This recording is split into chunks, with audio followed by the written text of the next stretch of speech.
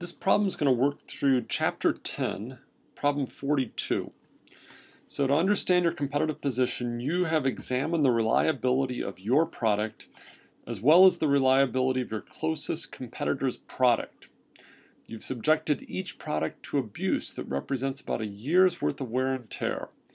And you've recorded the length of time it takes for the product to break. Now, let's think for a second about the marketing issues here. So remember from your marketing management class that when you're trying to position your brand, you're probably going to focus on certain aspects of your brand, or your product that is, that are different from the competitors. And then your job in marketing is to translate those product differences into consumer benefits. So in this case, we might want to say that our product lasts longer, and we better make sure that our product does indeed last longer, so we run this test. Here's the data in R. This video is going to show how to do it in SPSS, so we'll use the reliability.sav. Actually, it's called failtime.sav, come to think of it. At least that's what I have over here. So here's the data set. One thing to point out about this is that we have one observation per product. So the sampling unit is a product. Therefore, one row is for each product that we've tested, every physical thing that we've tested. Now, we've taken one measurement on each of those products, as well as recorded whether it's one of ours or one of our competitors. So the point here is that we've got an independent sample situation, and therefore we have one row for every product that we test. Find the average time to failure for your and your competitor's product. Find the average difference, yours minus the competitor's. Alright, so to find the average failure times, we'll go up to Analyze, and then we'll go to Compare Means and then Means. And the time until failure will be the dependent variable, company will be the independent variable. Go hit OK. Now, the mean time to failure for us is 4.475. The mean time to competitor is 2.36. If we just compute the difference between those, I've called that D hat in the lecture notes. That would be the the difference between the means. And if there is no difference between our reliability, then that mean ought to be 0. In this case, it looks like we last longer.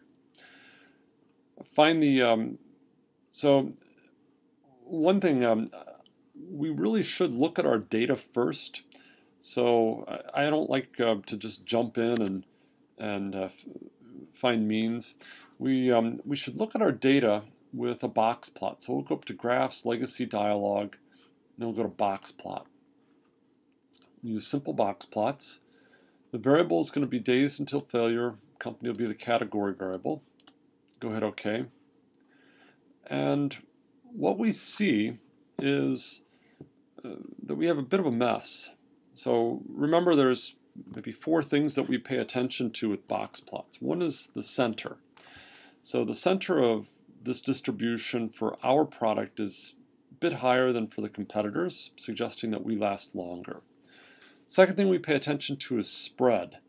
Well, we've got much more spread among ours than the competitors, so that's a suggestion that we've got some heteroscedasticity in this data set. Third thing we pay attention to is skewness. Well, we've got skewness probably in both distributions, and we've got outliers, the fourth thing. So the assumptions for this test are really not going to be satisfied. So we need normal distributions. We must have sampled from normal distributions for this test to be valid. That's not the case here. So I get nervous about using the independent sample t-test because of the skewness and the outliers. So it asks us to do a bunch of stuff. All of this can be taken care of with an independent sample t-test. Now, one thing to note, if we go to the variable view, I've typed in, I'm going to click up here, I've typed 1 as mine, 2 as the competitor. we're going to need that information when we do the independent sample t-test. So let's go up to compare means independent sample t-test.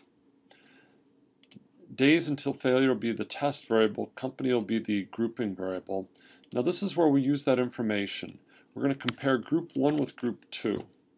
So remember up here I discovered that yours was 1, competitor was 2. Go hit OK. We have the same information. Here are the means. The standard deviations are suggesting that there's different variance in the two groups. So the variation among our products is substantially higher than among the competitors, and that's what the Boxplot told us. If we look at Levine's test for the equality of variance, we can reject the null hypothesis. Notice this is the p-value. 0.04 is less than 5%, so we're going to reject the null hypothesis that the variances are equal. Therefore, we should be using this equal variance not assumed row. The p-value is 0.06, so we cannot reject the null hypothesis that the means are equal. So we don't have strong enough evidence at this point to conclude that our product lasts longer. So if we want to go strictly by the instructions from Siegel, find the appropriate standard error for the average difference. Well, here's the standard error of the difference, 1.0581. Find a two-sided 95% confidence interval. Here that is. And then test at the 5% level. We'll notice the reference value of 0 is contained in that, indicating we cannot reject the null hypothesis that the means are equal. Now, with that said, both the confidence interval and this p-value are questionable because of the outlier. So we observe these right skew distributions. Whenever you've got a right skew distribution, logging that distribution is a reasonable thing. So let's go up to transform compute, and I'm going to make a new variable called log fail. And we'll compute the logarithm. I'll use LG10. Actually, we'll use ln, the natural log, of failure time, and go hit OK. So if we return to our data set, notice that we now have a new variable that is this log of failure time. I'm going to go back to my box plots, and let's take a look at the box plots of the logged variable. So I'll bring log failure in,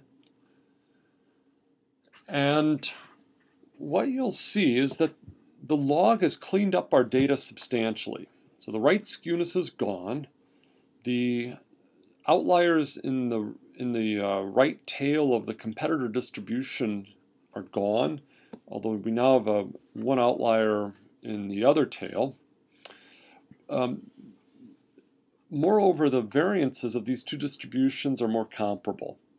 So it appears that the log is going to enable us to do this test more reasonably, since these distributions are more normally distributed, the variances are equal, and the skewness and most of the outliers are gone. So I feel much better about the assumptions of the test using log data. So I'm going to go bring the log failure back in, go hit OK. And so what we see with the log failure data is that the difference is now significant. The p-value for the equality of variance is not significant, indicating that I can't say that the variances are different anymore. And the confidence intervals no longer contain the reference value. So I've got some weak evidence now against the null that is significant, although it's quite close to the cutoff of 5%. So if we assume equal variance, we use the p-value of 0.04. And I conclude that our product lasts longer than the competitors.